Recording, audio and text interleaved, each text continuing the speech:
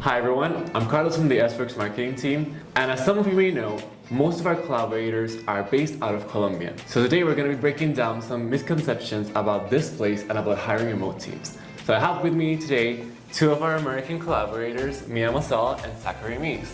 Can both of you introduce yourselves? Like, where are you from? What did you study? And what do you do at Sworkz? Yeah. So my name is Mia Mazal. I was born and raised in Delaware, but my family's from Argentina. I currently work as the Business Development and Partnerships Manager, and I used to study special education, early education, and inclusive education. My name is Zach Meese. I am from the great state of Ohio. I studied sociology in college and was a 13-year logistics professional, and currently I am the account executive here at Sworkz. So let's jump into the questions. Mia, you lived in Colombia for a year, and Zach, you currently live here. So what are your initial thoughts that brought you to Colombia? For me, I just kind of took a leap of faith and came out here. Actually moved out here 2 years ago this week. And I was only here for a little under 13 months. But really it was just to kind of join Sworkz. That's the only reason why I came out to Colombia. I knew nothing about Colombia beforehand, and I've been definitely thoroughly impressed since. My story is a little bit more dramatic. I was actually dating a girl from Colombia, and then we were in Washington, D.C. at the time, and so she invited me to Bogota, and that relationship didn't work out, but I just kept coming back. And then when Sworkz and I got connected, it just made sense to come here. It's a truly awesome place. So you fell in love with the country, basically. Yeah, after my heart was broken with the girl, so it made perfect sense. So speaking of, what were your first impressions of Colombia? So I'll be honest, I didn't know much. I didn't know much of anything, and I was kind of nervous to come down here. I'd never really been outside the country except for Puerto Rico, which is completely different. But I went to Bogota for the first time, and I was really impressed overall with just the general vibe of the city. It's a truly lively place, and the people here are really great, and it to the point now that I live here. So not bad for a dumb redneck from Ohio. It surprised me in so many ways and continues to do so. It's just a truly weird and wonderful place in the best possible ways. Yeah, I would say a little bit of the same. For me, it was the drive down from the valley in Medellin, because the airport is on the top of the valley, and seeing all the lights and the entire city below was very impactful. But second to that, my very first day coming here was on a Sunday, and the first day of work was that Monday following. And so being able to kind of meet the people and learn a little bit more about the culture, even before entering the office, going in the elevator, everybody says, "Good morning, how are you?" When you leave, they say, "See you later." Like, that really impacted me. And when I came into the office that day, it all kind of trickled through the rest of that day and really the rest of the year that I spent in Colombia. I guess that kind of leads into the next question, which is, what are some of your favorite things about Colombia? Food, people. I think people are really where it comes down to. Like, I've been all around Colombia. I've been to the rural zones. I've been to the big cities. Like, the people and the culture here is just really inviting. And honestly, if you come to visit here for the right reasons, like, you're gonna have a great time and you're gonna meet some really interesting people, even if you don't speak the language. Like, the people are really what kind of sets this place apart, and so I'm lucky to make a lot of friends. Well, and this guy, I guess, but they're what sets us all apart. I agree. I'm only more familiar with Medellin, but I feel that the people as well, and just kind of the ability to have a little bit of everything. You have here greenery, you have food, you have nightlife, you have everything and anything in between. So I feel like it's encompassing for everybody, and it's one of those places where people actually return to, which I don't often hear people traveling and returning to a location, but just kind of your experience, my experience, we're back, and I hear that oftentimes in Medellin, but in Colombia as a whole. And not only that, but whatever kind of, if you come here for tourism, whatever kind of thing that you have and that you're into, you want the mountains, we've got that. You want plains, we've got that. You want to go down in the swamplands, we've got Chaco, it's great. And we've got beautiful, pristine beaches and wonderful, just different vibes all across. It's truly got everything all in one place. That's so true. Now, we've spoken about the nice things and the beautiful things about the country, but what are some of the misconceptions you think people have about living here in Colombia? I have a big one. So danger. I obviously came out here by myself. I'm a woman. small woman, I want to think, and definitely danger was something on my mind. I don't necessarily travel solo for the most part, and so it was definitely scary. But honestly, I can say I feel safer here than I did living in Wilmington, Delaware on certain streets. Maybe I shouldn't feel that way, I'm not sure, but for me, I think that's a big misconception. You know, we hear things about the past of Colombia, and while we have to kind of reference to his TV shows that definitely aren't the best prediction or depiction of what we actually have here in the history of Colombia. So for me, I would say that that's like a big myth. You know, there's definitely areas and areas, and depends on what you're looking for. If you're looking for trouble, you're gonna find trouble, but I think that's applicable everywhere. Yeah. So don't use that kind of as a fear to, or a reason, an excuse to not come to Colombia. It's definitely a very safe place in my opinion. You actually hit all my beats like perfectly, and I have very little to add to that. People kind of think when you watch these like movies or TV shows that are set here or in other parts of Latin America that like this is a very underdeveloped country, and it's not. You know, Medellin Metro, I would say, is on par with most small mid-tier city metros. The Metro Cable too, which takes you up into the mountain areas. Like there's a lot here, and the country itself has worked really hard in the last, I'd say probably, well, since the 80s and 90s, so almost 40 years now because I'm old. 40 years to really kind of just build up upon the past and like to see what Colombia has become, even in the short time I've been here. I've been coming here since 2016.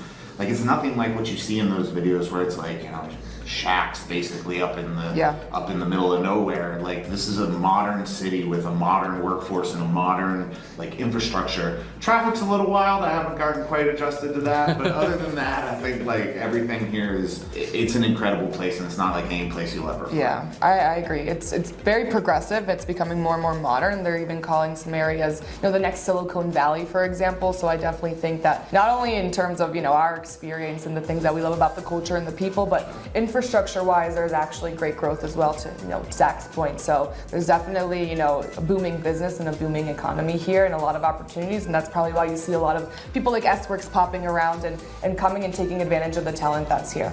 And people like me living here. You were talking about like people and businesses. I want to ask, like, how would you describe from your perspective and your experience the Colombian talent pool? So, you know, let's kind of zoom out of that real quick. What I want to do say, or what I do want to say, I guess I should say, about the Colombian talent pool in general is Colombian work ethic is actually second to none. So, like, it doesn't matter. Like, you know, there's kind of a misconception in the United States, not to get all heady with it, but like, oh, well, you know, if you're flipping burgers, like that's not a valuable thing to do. But like here, even if you are doing something like that, they're trying to do the absolute best that they possibly can at it. And so that goes all the way up from like what, you know, in the United States is historically like a lower like role job to like the highest level. And so like the work ethic here, just in general, is really second to none. You get tons of great service wherever you go, like restaurants, movies, like everything is just, it's an adjustment when I go back to the United States, if we're being honest. So I think like, you know, there's an educated and like in the professional world, there's like an educated and hardworking workforce that's like eager to learn and eager for opportunities. And like, that's just something that, it's something that I had to kind of get used to coming here, but it really blew me out of the water. Yeah, no, I definitely agree. I think that there's definitely differences in the way that, you know, we work. For example, here in Latin America in general, I think that there is more of a relaxation piece to it. You know, you actually enjoy your lunch in contrast to the United States, where people eat their lunch at their desk. Now, I'm not saying either one is right or wrong. I'm just pointing out differences. But what I do see in the talent here, and this is a big, I think, cultural thing, is that their drive to work is different than us in the United States. You know, in the United States, we do get a lot of things kind of taken for granted. You know, we have our parents who kind of spend their whole life building savings accounts so we can go to college and so we can have our first car, and, you know, we live with our family until we're 18 and then we move out and we kind of start, you know, this process on our own. And it's very different here. You know, a lot of individuals still live with their parents, and so they're not working for themselves, but they're also working to sustain their families. You know, they're working paycheck to paycheck, so they definitely, you know, they really want to be here. They desire to be here. It's not just so they can go buy new shoes. It's so they can actually have a life and build a future. So that drive is different. I'm not saying that this is for everybody. I think this is kind of very general, but the cultural significance behind that pushes them to work even harder.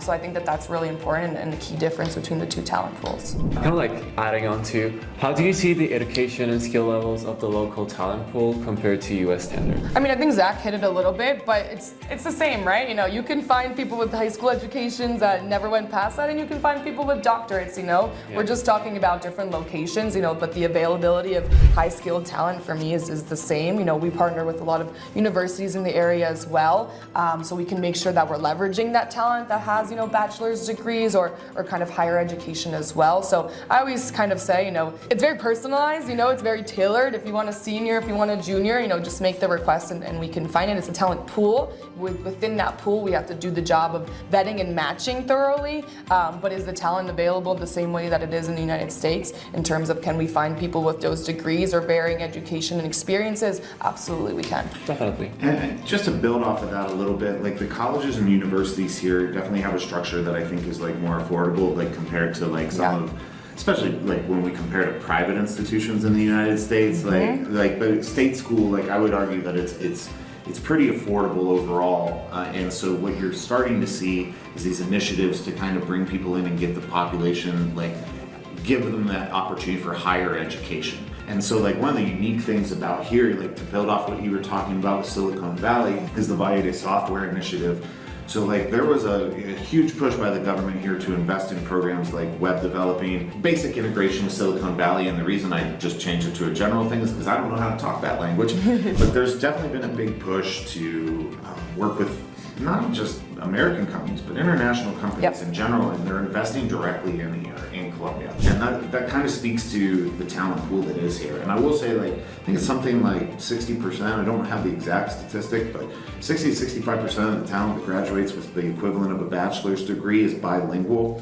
Like me. This guy, you wouldn't even know, but yeah, like there's definitely an educated workforce here. Yeah. I think they value education a little bit better than maybe even sometimes we do. So yeah, there's a lot of areas for improvement for education in the United States, I like to say, but I think what you were just mentioning at the end, the value in terms of learning other languages anywhere except for the United States is very strong, you know? In almost every other country, it's a requirement to learn that in high school or in elementary school. And I know in the US, there's some requirements as well, but I don't know about your experience. For me, we repeated the alphabet every single year. So we didn't actually build on our knowledge. It was just repeating the same thing and moving forward from there. So I think that that's a really big piece as well, you know, having not only bilingual, but a lot of our operations is actually multilingual and speaking 3 or 4 languages. That's a huge value, and you're getting that same talent with multiple languages in their repertoire at a lower cost than what you're having a monolingual individual in the United States covering as well. So that's also a pretty key piece. Yeah, I can vouch for that. Like in my university, some degrees they had to graduate with at least 3 languages.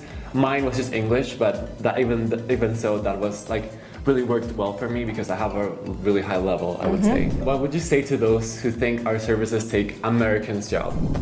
look, we're in an election year, and I know that nearshoring is not exactly a popular term. We're not here to take American jobs. I'm not interested in that. I'm from Northeast Ohio. We're a blue-collar area. I'm not interested in that. What I am interested in, and the example I always give, is especially in the logistics sector, you know, when things go wrong, you still have a lot of mundane tasks that come to you and are just like drowning you, so you never have an opportunity to actually troubleshoot the issue.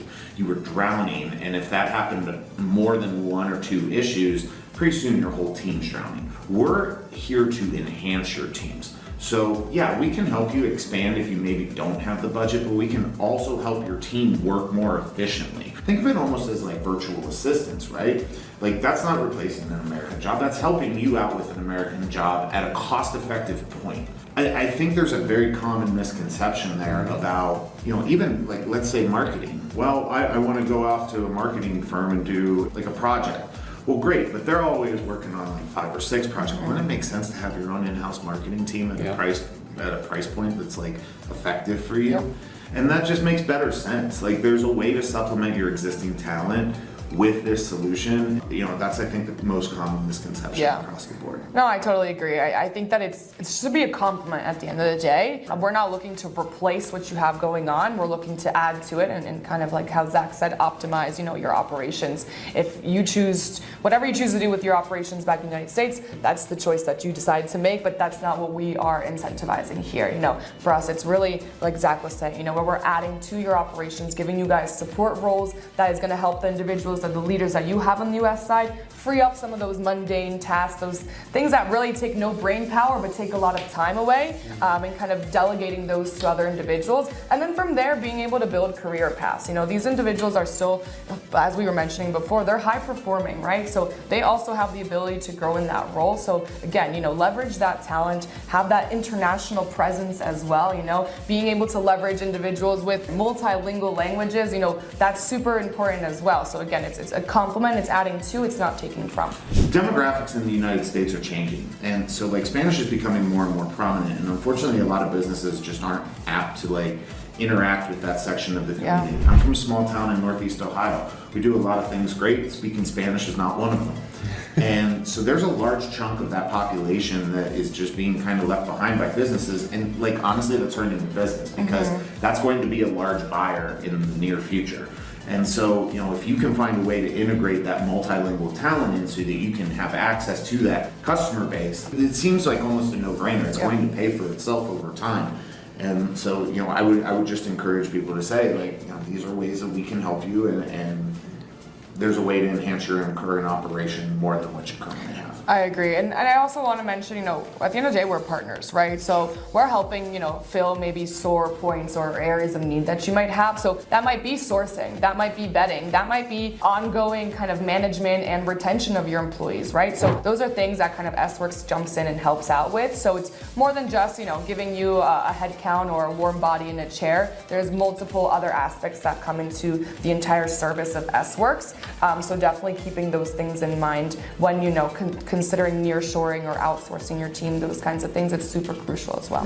You've both hit really good points. So I'm just next question is gonna be really brief. And in one sentence, what would you say to people, that are hesitant about working with a team based here? Come visit. I would say that if you have anybody in the United States in another office separate from you, it's exactly the same thing as having somebody here, whether they're 1 mile from your house or 5,000 miles from your house. That kind of remote aspect of connecting teams is exactly the same. So don't be scared, and if you are, come check it out for yourself, and maybe that'll change your mind. Well, Carla said we have to keep it to one sentence. But that was 100. If you have experience with remote teams, you're gonna have an easy time. It's essentially the same idea, right? And if you don't, we actually have support structures, at Sworkz specifically. I can't speak to anybody else. We have support structures to help integrate those teams and make sure that those are being monitored effectively. And I think that's pretty much where people kind of get a little squirrely about it. So, I think what we want to do for you at that point is try to figure out a way to guide you through the process and find best practices in order to integrate these remote teams. There's really very little friction, I would say, overall in the general process. And now you're both obviously in sales, so you face a lot of prospects and clients. What is the most common misconception you hear from those people you speak to? I would say that one of the misconceptions is that the model for nearshoring and the talent pool in Colombia and kind of things we talked about before is just entry level. And I think that that's a myth that needs to be busted. As we've mentioned many times, in this conversation already, there's talent of all levels, and that's why we do allow the requests to be made personalized as opposed to just having a table of, heads that are kind of ready to be used as pawns in place. So, there is availability of all kinds of levels of talent, and I think that's something that people don't typically know. That we're a call center only. Oh my God. We're not a call center. So I just want to be very clear. There's a difference between what we do and a generalized call center, and there's great call centers, I'm sure. We're not a call center, we're an operations center. This is not a place where we're doing cold calling. We're not trying to sell you vacations on a cruise. We're not trying to do whatever. We're trying to optimize your business. We're trying to do carrier sales. We're trying to do marketing. We're trying to do sales support. We're trying to do a lot is the moral of the story, and we're able to do that. This is a specialist center. This is not a call center, and I think that kind of limits the imagination of what's possible sometimes when I'm in front of clients personally. And it's just because you're educating the public. Yeah. Like, you're like, oh, no, you can do like a whole lot more than that. I mean, if you want us to pick up the phone, we'll do it. We've got spare time. But, this is where I think we make the most impact, is by driving those highly specialized roles and being able to fill them in an effective manner and giving the talent that you need with the experience you need. You're both touched upon some of our benefits, but there's one we haven't talked about, which is time zone proximity. What do you think that benefits the most for our clients? Mia, I'll let you go ahead and take that one. Yeah, and I think I'm gonna tie it back to what we've talked about before, and the word compliment for me is really big. I'm a big fan of spreading out your eggs and kind of mitigating your risk, but also that allows you to kind of complement your operations with different time zones as well. If you have only operations in the United States, it's definitely convenient to have, your remote team, so us here in Sworkz also in the same time zone, which here we're in Central Time Zone. But that being said, we still cover 24/7 operations, so we're still able to help individuals with any role really on any schedule. Now, keeping that in mind, we still want to take into account the quality of life, right? And although some individuals might actually prefer or need a night schedule, there are obviously a lot of kinds of commitments that one needs to kind of include within taking that offer. So I think that maybe in some cases it may make sense to have somebody over there in Asia or offshoring, but complementing each other. So for the same time zone, sales is huge, right? You're not going to cold call somebody at 2 a.m. So that's a really important role. Anything else that's kind of customer facing, right? So if it has to do with paperwork and following up with customers, accounts payables, accounts receivables, things of that nature, customer service reps as well. Those kinds of roles I think are really, really important to have during the same time zone. Not only that, you're getting support.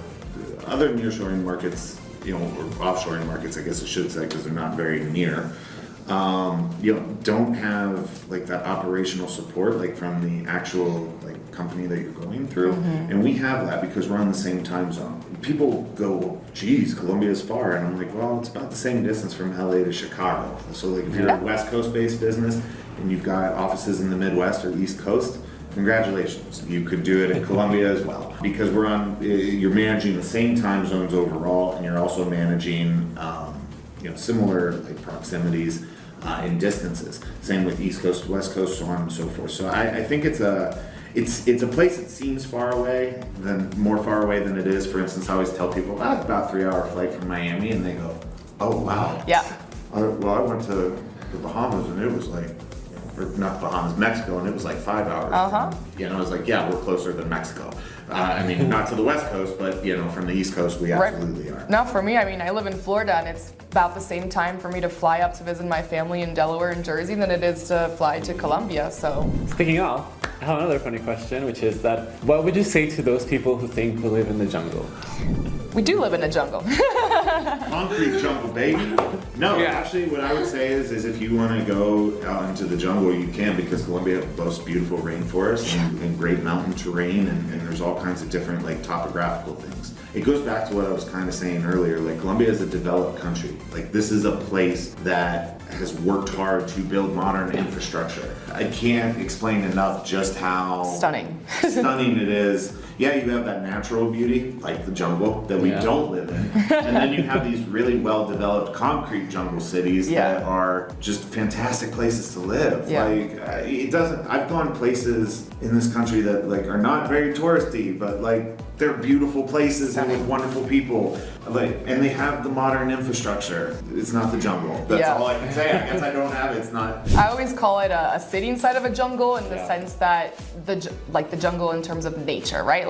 You see trees in between these giant skyscraper buildings, and it's something you don't really see in the United States. You don't see that greenery within such a modern area as well. So I don't think maybe the word jungle is being interpreted correctly. This isn't we have dirt roads and there's no sidewalks and those kinds of things. Huts. That's absolutely not the case. Can't confirm the roads are paved here. They're very paved, What you see really is those kinds of big buildings. Think of Miami, think of New York, obviously tone it down a bit. Think of that, and then think of a bunch of trees in between, and that's really what you see. So that's what we were talking about before. It's a little bit of everything here. You got nature, you got city, you have nightlife, you have everything you want and anything in between. So true, I couldn't be more in agree with you guys. And then you mentioned that you had some places you like to go to. What are your favorite places to visit or your favorite activities to do here in Colombia? You know what I have to say, right? Go I ahead. know. So look, I'm from Cleveland and we love sports. And so when I got here, I needed a sports team and I picked up the second best team in the city. I'll never admit that in public or in Spanish. So I have season tickets to Independiente Medellin. That's one thing I really like to do. Sometimes I like to just hang out with friends. But, you know, a lot of it is, you know, there's concerts and things like that. Stuff I do in the United States. But one of the really cool things I've been doing lately is I've been going to like nature zones. So like I went out to Rio Negro, which is where the airport is when you fly into Medellin, but there's definitely like a lot of like outdoor activities. We have Parque RV, which is a nature preserve here, which is really fun. Even been out in like Choco, which has like Tutunendo, which is a river that is just basically a giant party river where we can all like go and swim and enjoy our time and like, hang out with friends. And it's stuff you can't do in the United States because there's probably a law against it. And you know, where people are afraid of getting sued. But here it's just like, no, we have all these natural, beautiful things that we can do. Stunning. Oh, and I jumped off a mountain on a parachute, so that was really cool. Nice. Oh, wow. Yeah, parapente, highly recommend if you're coming here. Yeah, there's a lot that I like to do here, and there's never a lack of things to do. That's for sure. I'm very rarely, if ever, bored. Yeah, there's a lot of things going on always. You know, even right now they have, I believe it's like Colombian Fashion Week going on. Yeah. They have La Feria de Flores that starts in August. You know, there's a billion things. But for me, when I lived here, I would go to Guatapé all the time. Guatapé is about a 2-hour drive away, a little bit less, and it's just giant rock mountain thing that people climb up in this cute little town. And for me, I would go there because it's kind of like, you know, a nature center, right? And there's water there, and they have also Con Fama, which is one of the benefits that we offer here. They have even like a water park center there where you can go and play and enjoy and jump around. So those are the kinds of things that I used to do. Yeah, I've been there a couple of times. Yep. It's so fun. You get to jump Blast. in the water and different floaties and stuff like that. Yeah, and even more, you get to go on the boats there and get to go check out a little bit of the history that's around Guatapé and, you know, some of the history about Colombia as well. So it's a pretty cool experience. What advice would you give to someone considering moving here? I'll be honest. First and foremost, like you should absolutely come visit this place. I tell people that all the time for all the reasons we've said and more. There's not enough time for a video like this for me to tell you guys why you should come to Colombia and how great it is. About as far as moving internationally, I will say this, it has been an adjustment moving in internationally, right? There's a lot that goes into that. Like there's bureaucratic nightmares that go into that. There is logistical nightmares, which thank God I have logistics experience. There's a lot of people moving here, and it's a great place in order to live. And you know, it's kind of like when I used to live in the Florida Keys. I always tell people this: you have to really want it. But if you do really want it and you do it, you will have it's one of the best decisions you can make. Yeah. And so, you know, if you're looking to move here or even have just like a presence here in your business, having a presence here in your business, we make that pretty easy. But like as far as actually like relocating here, I'm happy to be a resource to anybody who may see this and might even have an interest in it.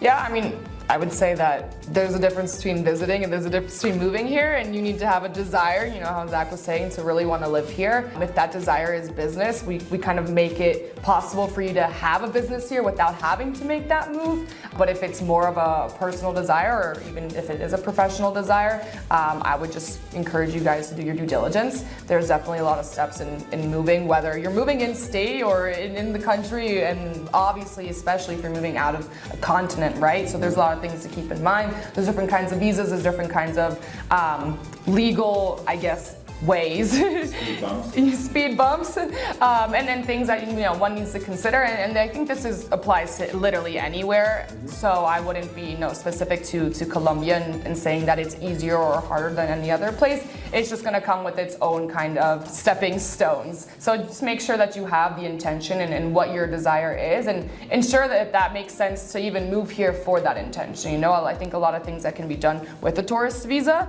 You can spend a lot of time here without needing to actually move here, so kind of take a look at those things first. Yeah, come visit. We're reaching the end of the interview, but I have one last question before we go. How can I, as someone interested, learn more about the benefits of working with Sworkz and its talented Colombian team? Yeah, you can check us out on LinkedIn, or our Sworkz page, myself, Mia Mazal. We have Zach Meese is on LinkedIn. Also, our website is sworksgroup.com. You can reach out to us on LinkedIn. That seems to be the most popular way for all you hip and cool kids to use LinkedIn. Cool cats and kittens. Come to our website. So it's Sworkz. That's S as in Sam, Works as in something works, but spelled with a Z, and then group.com. And you can look us up on LinkedIn, and we're happy to have a conversation with you. Thank you guys for being here today. It was for having definitely a us. fun conversation. And everyone else, thank you for watching this video, and we hope to see you soon.